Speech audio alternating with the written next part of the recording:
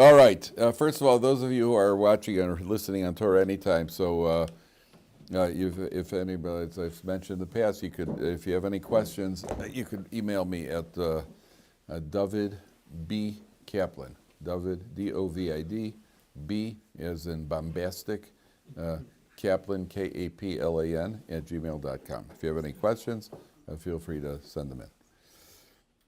Okay. Now on page 192, just one interesting point. You'll notice that it starts with Ve'ela toldos Esav hu Edom, and it gives us a whole listing of Esav's family. And it goes on for a couple of pages over here. Esav's family, and then the kings that came from Esav, and everything else. You got a couple of pages of Esavitis, right? And and then you got to ask yourself, well, and not only that, one of the psukim over here says, Ve'achos lotan tibna. Where is that pasuk? Ve'achos lotan. Lotan's sister was named Timna. Ve'achos lotan Timna. Where is that pasuk? There's a reason I'm asking. That says Ve'achos lotan. Where is that? Ela b'nei Asav. Ela b'nei Serach. Oh, here, there it is. On page 194, about 10 lines from the bottom. It says, Vayu b'nei Lotan chori v'heman v'achos Lotan Timna. Lotan had a sister named Timna. And so this is always used, why it's used in either in the Gemara or the Medrash. I remember when it wants to emphasize a person studying Torah, if you would say these three words all day, v'achos Lotan Timna, that's 100% Torah. You've learned Torah. Achos lotan timna. It's like, okay, if you tell me, if you say so, achos lotan timna, that's Torah, because it's in the Chumash, that becomes Torah. They use this example. Okay. So I saw one of the reasons that and look at all 3 pages of Esav's family. Okay, who are these people? Why are they, it's showing you Esav had free choice, gentlemen. Esav could have been a tzaddik. He was not he was not automatically a Rasha. He was born with free choice. Had he chosen correctly, all of this that you see over here would have been eternally good. This is what he lost. That's what the Torah is emphasizing. Look what Esav lost out on by making the wrong choices. All of his descendants, all of what came out of him, had he chosen properly, so all of this would have been good for him. He chose wrong, so he ended up with a bunch of miserable people. He would be part of Am Yisrael? He would have been part of the potential for Esav and Yaakov very much had a potential. To a certain extent, Esav was on a higher level. Because the potential for Esav and Yaakov was the same potential that a husband and wife have when a husband and wife have a partnership. A man who learns in Kollel, he and his wife have a partnership. What is the partnership? He is involved in the spiritual realm, and his wife is involved in the physical material realm. She runs the house, takes care of the kids. Why is that? Because she can be trusted to live in the material world and maintain her spiritual level. A man needs to be surrounded by spirituality to live in a spiritual level. In other words, you see that's even a higher level. That's why a woman is entrusted. You'll notice that anything that involves food, family purity, all the things that involve temptation, the woman's in charge of it. You can't trust a man.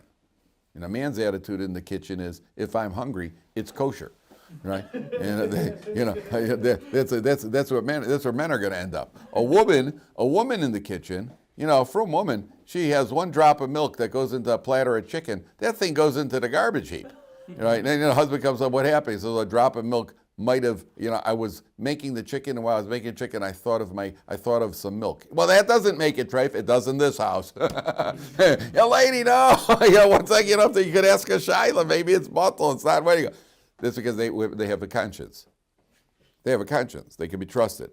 Esav and Yaakov could have had the same relationship.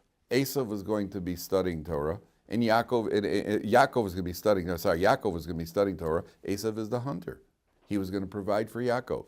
That was his potential, to live in the spirit, in the physical world, and provide for the one who's in pursuit of the material, which then gets taken away from him. And then it's put into the descendants of Yaakov, and that's why you have the relationship between Yisachar and Zvulun. Yisachar studies Torah, and the tribe of Zvulun were merchants. and they provided for Zvul, and they have an equal partnership. Every marriage is an equal partnership. The husband is involved in the spiritual pursuit, and the wife is involved in the material, because she's created for that. Now, a woman could misuse that. A woman could become too materialistic, and all she cares about is having a nicer, fancy home with all sorts of excesses. That's the test. Sometimes a person says, well, a little bit is good, more is better, and a woman can get carried away with her material pursuits like anything else. She's also got free will. Esav had that potential. He chose wrong, and therefore he ends up written off. Esav is written off with all of the potential descendants, all that he could have had. Yeah, Mayor, good. I was just, could we also kind of learn that with David and Shlomo, like somehow David was meant to do David HaMelech, the Gemara says, was a tremendous Talmid Chacham. David HaMelech was the posek of Klal Yisrael. He was a Shlomo HaMelech was a tremendous Talmid Chacham. They were involved. Obviously, Shlomo HaMelech was involved in far more in the material, but he had it under control. Shlomo HaMelech had a plan to bring unity to the world. That's why his name is Shlomo, which is Shleimus. This is completion. That's the but in Esav and Yaakov, you could have had a partnership. It has to be that way. You're not a Russia if you don't have free choice. No animal is a Russia. There's no such thing as a Russia animal, right? If a leopard rips apart a deer, right, that's just like us, washing the Tilas Yadayim and eating Hamaiki Hamotzi. That's how they're created, to rip apart deers. Right? That's how a leopard is created. It's not like, ooh, what a nasty leopard. That's what a leopard is. And if a llama is all chilled out, a llama's a pretty chilled out animal. It's not like that. Ooh, that llama's got such good beatos. He's so calm. That's what a llama is. Llamas don't get excited. There's no free choice there. Okay, we go to Parshas Vayeishiv, and Parshas Vayeishiv is the story of Yosef, which unfortunately has been captured by Hollywood and turned into movies. And the first rule is that you have to, everything you've ever seen in any movies about this, you have to try to flush out of your mind as much as possible, right? Because whatever they did, it's always going to be distorted.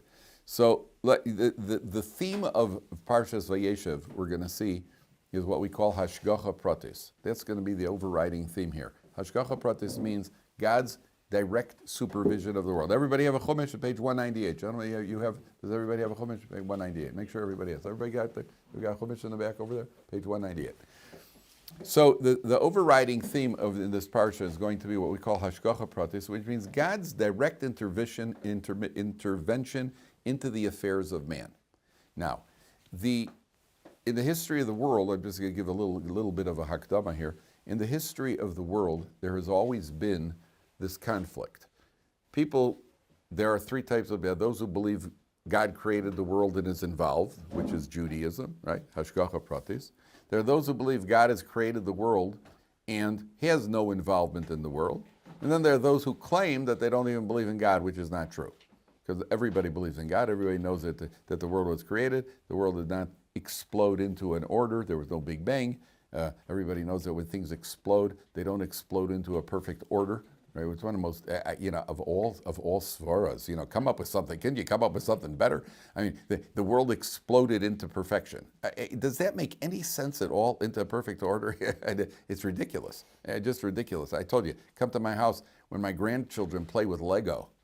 Right, when my grandchildren are over for 10 minutes, the house does not end up more orderly than it was before they arrived in the house. The house basically looks like Ukraine after a Russian attack. That's what the house looks like. That's on a good day. It's never been like the grandchildren have left and it's like, wow, this place is so clean and neat.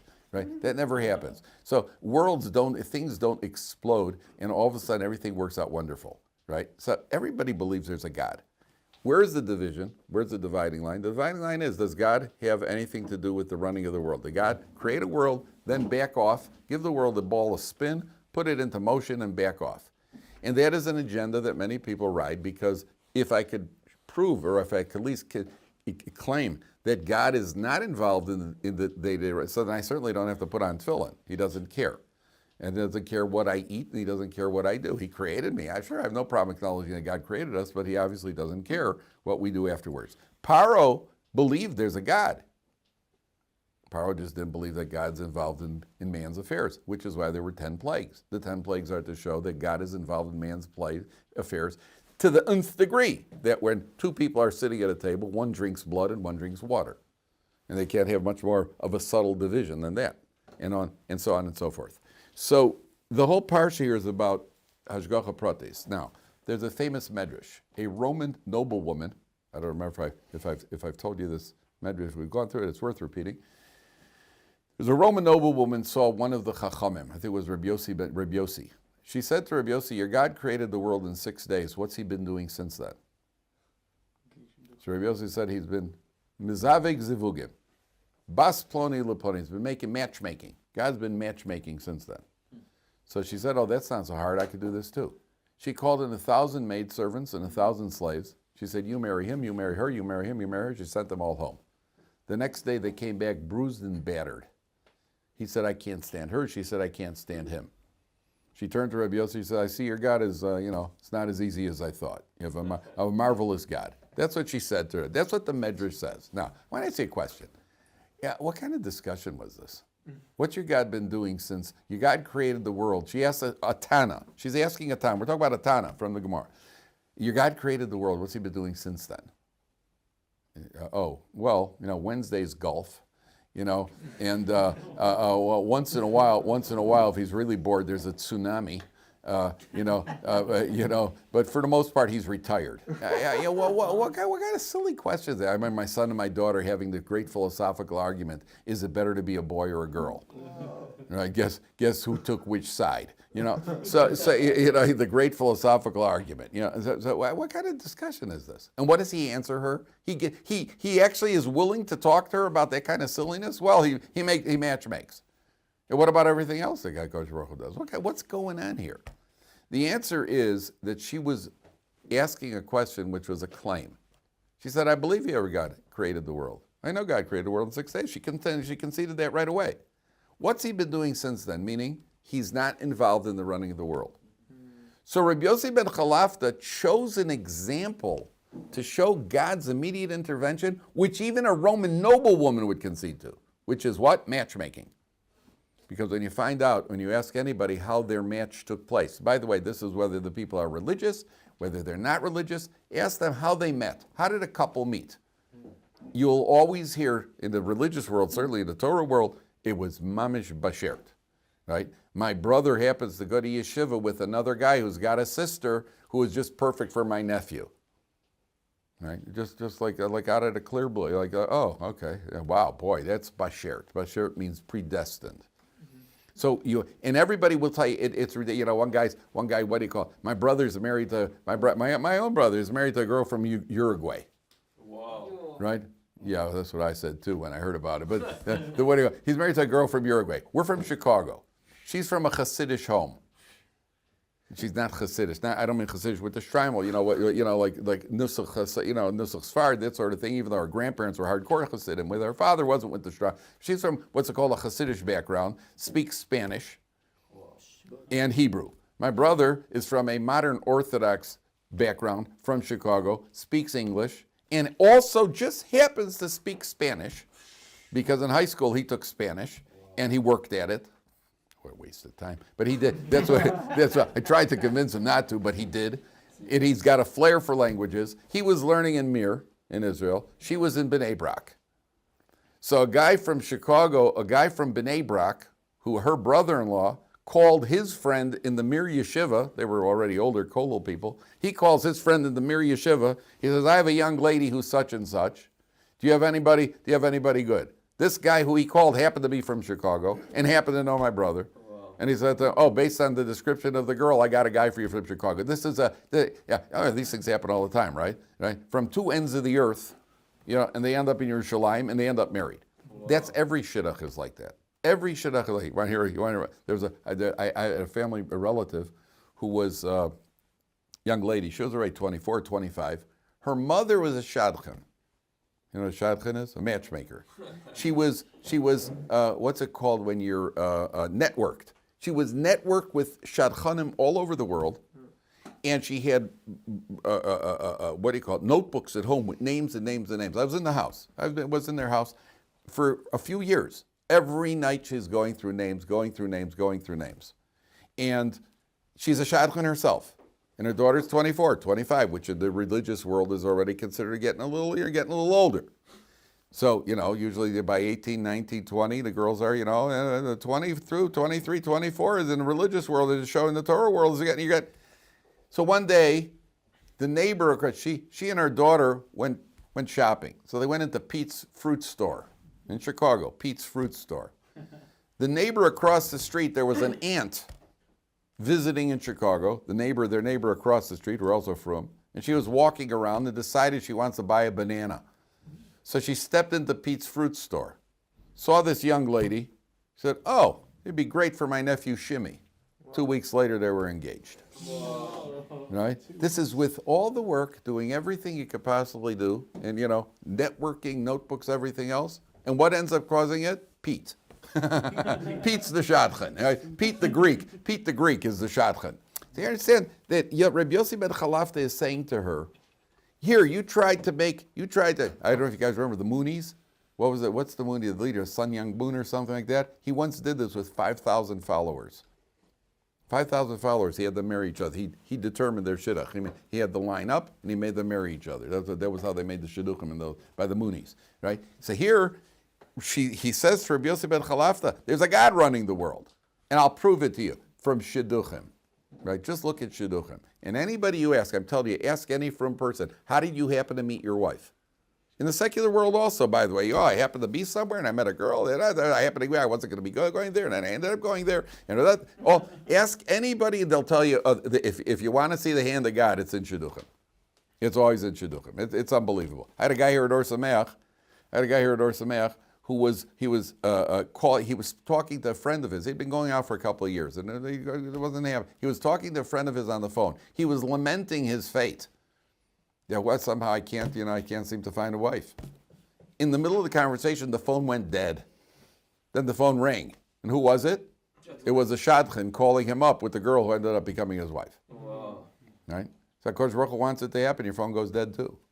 Right? Phone goes dead. That's the way it works. That's how shidduchim work. That's where you visibly see, you tangibly see the hand of God. Tangibly.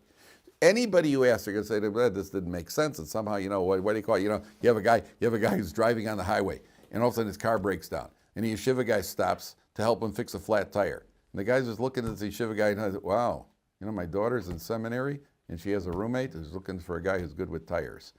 There you go. And next thing you know, they're engaged. Next thing, instead of a ring, he gives her a tire. But whatever it is, that's the wedding code. That's how it goes. So you have another guy goes to Shabbos and say, hey, want to come with me or invite out for Shabbos? No, I don't want to really go. Come on. So he schleps his friend over. And there happens to be a girl there who got schlepped by her friend. Right? So they're both antisocial. Right? There you go. About perfect match. The next thing you know, they're married. So these happen. Everyone has a story. It's unbelievable. That's the underlying theme of the Parsha. That's what we call hashgacha pratis. That's what Rabbi Yossi ben Chalafta was saying to her. He was giving her an example. You claim God has nothing to do with the running of the world. We claim He has everything to do, to the nth degree. And this prime example is matchmaking. Okay? Now let's take a look. Vayeishiv Yaakov be'eretz megorev ve'eretz Canaan. Yaakov dwells in the land of Canaan. Eila toldos Yaakov, Yosef ben Shvayis Shana haYaroa esachav batzon, v'unaris b'nei Bila v'b'nei Zilpa neshei Aviv. Yosef is 17 years old, and he's a shepherd. He's an orphan. His mother has died. Rachel died in childbirth with his brother Binyamin. Vayave Yosef es dibasam ra el aviyam. Yosef brought a negative report to their father. Now there are two approaches here. One approach is he brought a negative report about all the brothers, that he saw certain flaws in their behavior, and he brought a negative report. There's another opinion that since Yosef was hanging around with the maidservants, who na'ar es b'nei Bilha es b'nei Zilpa, he was friends, he was more friendly with the sons of the two maidservants, it was a negative report about them, not about the other brothers. And Yosef brings a negative report to the father. Now, the first thing you have to notice over here is this is a sign of leadership. Yosef is not a tattletale. He's not just a snitcher in school. Yosef feels I have to take responsibility. There are different opinions what they were doing wrong, but whatever it was, Yosef feels like, just turn a blind eye. Something has to be done about this. So he brought a report to his father. That's already a qualification. Later on, Yosef's going to become the king. He's going to be the viceroy of Egypt. But essentially, he's running the country for 71 years. 70 or 71 years that he runs the country of Egypt, which is longer than the reign of any Jewish king ever. 70 years. What qualifies you to be a leader? Qualified a leader if you're willing to take responsibility. Yosef, from a very young age, takes responsibility. Number one. Number two, V'Yisrael ahaves Yosef mikol banav ki ben zekunim hulo. Yaakov Avinu favored Yosef from all the sons because he's a ben zekunim. Ben zekunim was a child of his older age. He was one of the younger. He's the second youngest. But even more than that, Yaakov Avinu transmitted Torah to Yosef. Yosef was his main disciple. Ve'asalo ksones pasim. And here's where the trouble starts. He made what they call the cloak of many colors. So what is the brothers' reaction to this? We're going to come back to this pasuk in a second. The brothers see him, that he's the favored one. So they hate him. They could not speak peacefully to him. So first of all, why did the brothers resent Yosef? What are you snitching on everybody? The plain meaning is he snitched on all. He tattled. He brought a negative report about all the brothers.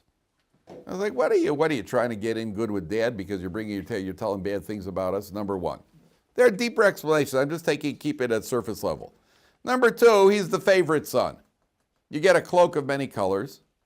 And number three, the brothers hate him for this. Okay, he's a half-brother. The brothers hate him, and they couldn't speak to him peacefully. Now, here the brothers, the Rashi points out that although they're criticized, you shouldn't hate them. On the other hand, their praise is also mentioned. If you dislike somebody, don't be two-faced. Don't be two-faced. Don't pretend that you're in good terms. If we're not on good terms, I don't want to talk to you. I want you to know clearly we're not on good terms. Don't wait, in my heart I hate you, but I'll pretend that I like you. That's being two-faced. So the brothers couldn't speak good to him. They couldn't speak good to him. Their commentaries say they were incapable. They could not find anything good about him. They were so much resentful of him. And again, the brothers are convinced that Yosef is misbehaving. You're bringing negative reports which are not true, and you're doing it to find favor. And on top of that, that is favoring you. And he gives them a ksones pasid. He gives them a garment. Now, at the end of the day, what happens? What does this trigger off? What does that giving of the garment trigger off? It triggers off a certain jealousy. Okay? We'll come back. We're going to come back to this in a second. So Yosef says to them, Vayachalom Yosef chalom, he has a dream. Vayaged le'echov, and he tells his brothers. Vayosifu od snoso, they added on even more hatred. He hasn't even told them what the dream is yet. He says, hey guys, I had a dream. We have a policy at home. Whenever my kids say, Daddy, you want to hear my dream? No. No, honestly not. Really not. Right? Really not. Yosef, the brothers say, why should you resent them? Well, they're sitting at the breakfast table. They can't talk to him. And listen, when you have 11 brothers and none of them are talking to you, nobody's willing to pass the cornflakes. Hey, can you pass the cornflakes? Everybody's ignoring you. Say, hey guys, I had a dream. Dreams are something you share when you have an intimate friend, right? To go and tell the brothers that I have a dream, as if they'd be interested, you're being a bit presumptuous over here. Boy, that's irritating. What makes you think in the world I'd want to hear your dream? So that only triggers off more hatred, resentment. Vayomer aleim, well, listen carefully. Vayomer aleim, shimuna chalam hazeh shechamti. Well, I'm going to tell you anyway, everybody, listen. V'hinei anachnu malmi b'soch hasada. We're making binding sheaves in the field. V'hinei kama alu masi v'gam nitzav, and my sheaf stood up. And yours all bow down to mine. Well, that's just great news. Yeah, that's a really, really tactful thing to do. All right. I finally speak to him. Now the brothers speak to him. But you're going to rule over us? Dad is even, you're going to rule over us, huh? In other words, you got delusions of grandeur, kid. No wonder. Dad gave you a cloak, and you're telling on everybody because you plan on becoming a ruler, and you're planning on taking over. And not only that, we know what happens in all kingdoms when the youngest brother takes over. He kills all the older brothers, Right? That's what happens. What happens in countries when it goes to the younger one first wipes out all possible competition, which is the older. I'll get to you one second, Moshe. Wipes out all possible competition. So they're not too thrilled. Just 1 second. When you dream about at night, what does the Gemara say? What does a person dream about? There are different things that affect your dreams. Most of the times, what you're thinking about during the day. So what the brothers hear in this dream is, sure, Yosef's walking around all day thinking about us, about becoming a king. No wonder he's having dreams like that. That's what triggers off further his dream. He's walking around thinking about ruling over us, which is why he has a dream that he's ruling over us. 1 second. So not done yet. Vayachalom od chalom acher. Then he has another dream. Vayesaper oso le'echav, vayomer chalamti chalom od. I had another dream. The sun, the moon, and 11 stars are bowing down to me. Now, first of all, I always wondered as a kid, I remember hearing this and wondering, how does a moon bow? If you have a ball, how does a ball bow? You know, it rolls over. Exactly what are you picturing over here? I'm not quite sure how the moon and the sun bow and how stars bow. But whatever it is, he pictures them bowing down to him. What's the difference between this dream and the first dream? There's a very significant difference. Yes, they understand that this dream has a representation of a mother and a father. The other dream was only the brothers bowing down to him. Now all of a sudden there's a dream about a mother and a father. And the brothers also realize that, listen, you might walk around daydreaming about your brothers, about your siblings bowing down to you. Nobody is low enough to think about his father and mother bowing down to him. Number one. Number two, his mother's dead. Rachel's died already. So there's a flaw, there's a problem with this dream. Now, you walk around dreaming about your father? That, at this point, they already realize, there may be something to this. Now, this is not prophecy. Yosef was not a Navi. The Avos were Nevi'im. Yaakov, he's not on the same level as the Avos. He has, call it a premonition, call it a communication, but they're different levels. Just like Ruach HaKodesh is not the same thing as prophecy. There's a different level. So there's a Ruach HaKodesh, it's not a prophecy per se. But they're already sensing there might be something to this, which is why the next pasuk says, "Vayesaper el aviv el echav vayigar bo aviv." His father growls at him. V'yomer la maz chalom hazeh asher chalamta. What kind of dream are you having? Havonovo ani v'imcha ve'achecha lishtachavos acharta. Being your mother going to come and bow down to you? How can we, brother, possibly come? Your mother's dead. Vayikanu bo echav. His brother become jealous. First time it says jealousy. Yaakov said, I got to keep track of this and see where this goes. Why are they jealous? Why are they all of a sudden it's jealousy now? It went from hatred to jealousy. Why are they jealous? Because now they realize, there may be something to this. Because there's a father and mother representation. Up until now, it was all him. So we hate him for it. There's jealousy for the cloak, but there's not jealousy for anything else. Not jealousy for the dreams. Now there's a little bit of jealousy. Now, maybe there is something to this. Okay? Now, some of you could do me a favor, Gray, if you could just open the door over there. Swing the door open over there. Thanks. Okay. Now I want to show you something first in this pasuk. Then we're going to go back to that cloak. That cloak is enchanting. You have to see this inside, gentlemen. Take a look at Rashi, where Yaakov criticizes Yosef, left column of Rashi on page 200, third line from the top. Left column of Rashi, third line from the top. Yaakov says, Havo novo, are me and your mother going to come to bow down to you? V'halo imcha kvar mesa, your mother's already died. So what's Yaakov referring to? What's Yaakov's main objection to the dream? That Rachel's died. What kind of nonsense is that? Yaakov didn't know that this was really a reference to Bilhah, the surrogate mother, who raised Yosef like a mother. Okay. The Gemara learns from here, no dream, every dream carries something that is insignificant in it. So there's an insignificant detail, but it's remarkable. If you look back at the pasuk now, take a look at pasuk, 3 lines from the bottom. Vayigar bo aviv, you have to see this inside, gentlemen. Vayomer lo ma chalom hazeh asher chalamta. What kind of dream are you having? What's his objection? What's Yaakov's objection? Why? Why is Yaakov, what's his problem with the dream? Because Rachel's dead. Take a look at the word. See the word Asher Chalamta? Look at the last letter of the word Asher. What's the last letter? Resh. Look at the next two letters. Rachel. Look at the next three letters. Mesa. Rachel Mesa. Rachel died. That's exactly what Yaakov's objection is. It's exactly what Rashi says his objection is. Right there in the pasuk, it says Rachel Mesa. Rachel died.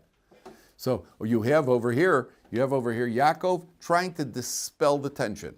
Yaakov is trying to cut the tension. I had a student once who told me he was somebody's house for Shabbos. He was staying with this couple for Shabbos, and they sat down at the table, and somehow the couple, a married couple, newly married couple, and they had a bit of an argument right at the table in front of him. He was the third guy at the table with this young couple, and they had a fight at the table. Apparently the husband said something, the wife said something, ooh, the gefilte fish is too salty, isn't salty enough, and she said only sweet people could taste salt, something like, I don't know, whatever it was.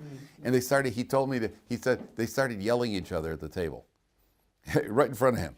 And all of a sudden, after yelling at each other for a couple of days, they just lapsed into silence. And they're just sitting there, the three of them. Can you imagine you're the third guy there, and you're sitting at this table, and also this guy was a bit of a nut. This guy's a bit of a nut anyway.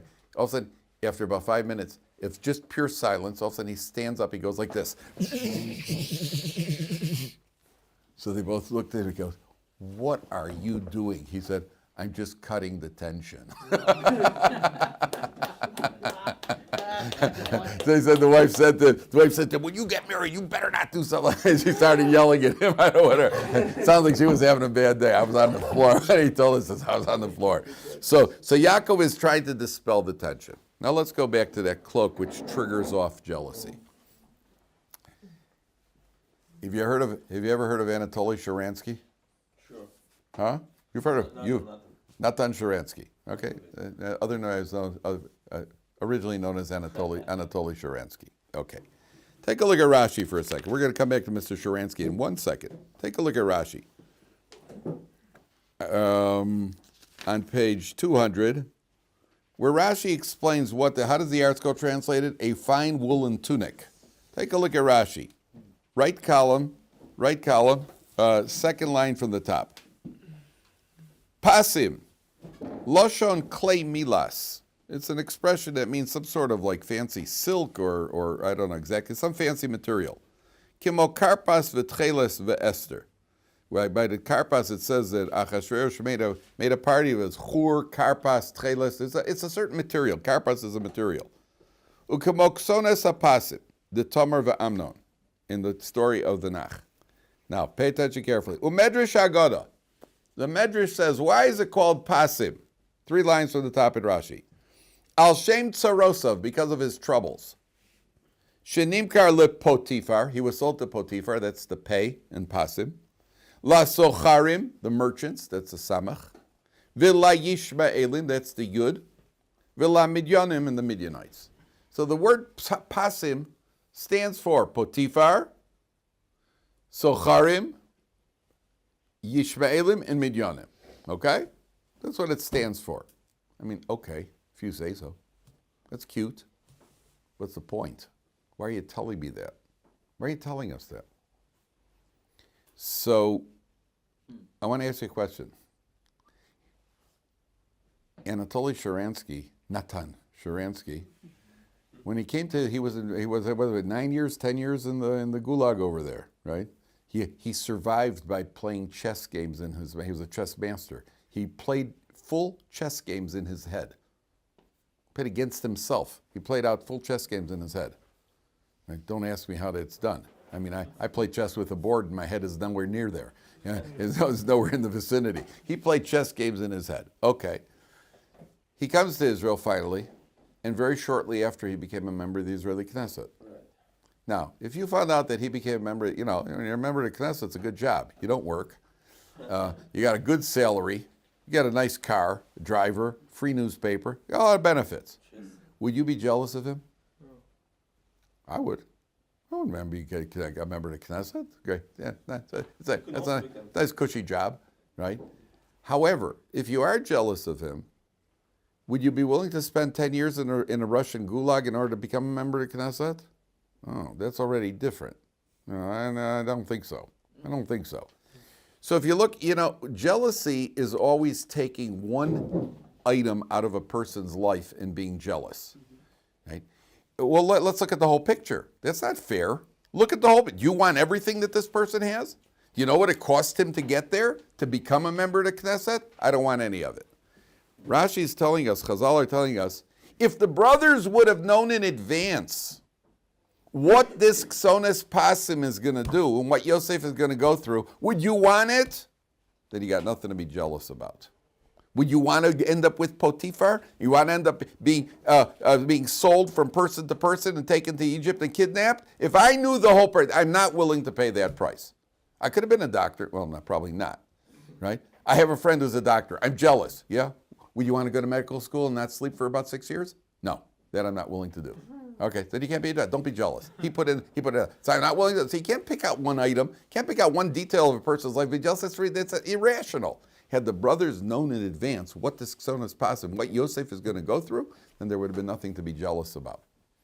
And so a person has to know when we're jealous, we're being very, very selective. And it's not rational. That's the basic idea here. Okay. Now, any questions so far? Yes. Is there something we can learn from the brothers about not using the Torah to justify your feelings? When you see like signs? It's a good question. What do you mean signs? What signs are? Like that Yosef isn't such a good guy.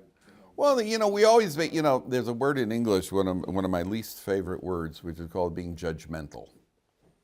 Right? People say you're being very judgmental. Usually when they disagree with your opinion, so it's judgmental. If they'd agree with your opinion, it would be okay. You're being very judgmental. We make judgments 1,000 times a day.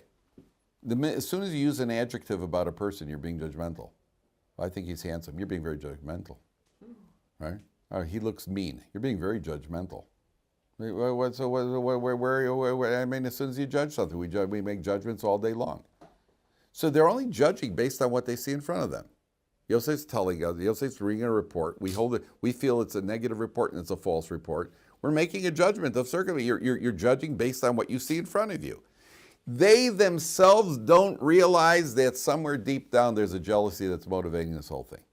That's how subtle it is. It's so subtle that at a certain point they don't realize themselves. It's only later on that they realize it was all from jealousy. When Yosef eventually reveals himself, that's when they're going to realize what it was. But at this point, they themselves don't understand what's back. They only feel that this is a guy who's overambitious. He's a megalomaniac who's overambitious, and we're going to have to do something about it. So the Yaakov Avinu, the brothers go off and they go into to what do you go? They go off to Shechem. Now, remember that battle in Shechem where the brothers, what do you call it? The brothers killed the people of Shechem? Shimon Levi. Now, this is why I tell you that this is how God's plan, where the Hashgacha Pratis is. You know what the Hashgacha Pratis in this Parsha is? Watch this. The entire Parsha is a comedy of errors. It's one mistake after another. Yaakov made a mistake by favoring Yosef. The Gemara says a man should never favor one son over the others. The brothers made a mistake in interpreting what that favoritism was coming from. Yosef made a mistake by sharing his dreams. So it's one mistake. Yaakov makes a mistake by sending Yosef to check up on the brothers. And what ends up happening?